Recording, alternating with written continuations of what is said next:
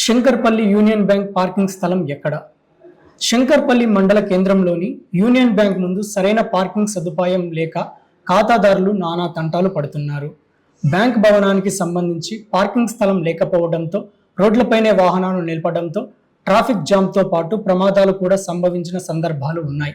Union bank అధికారులు bank కోసం భవనాన్ని ఎంచుకునే సమయంలో సరైన పార్కింగ్ సదుపాయం అలాగే ఖాతాదారులకు భవనం సరిపోతుందా లేదా అని ఆలోచించి నిర్ణయం తీసుకోవాలి. కానీ శంకర్పల్లి మండలంలోని యూనియన్ బ్యాంక్ వారి పరిస్థితి అందుకు విరుద్ధంగా ఉంది.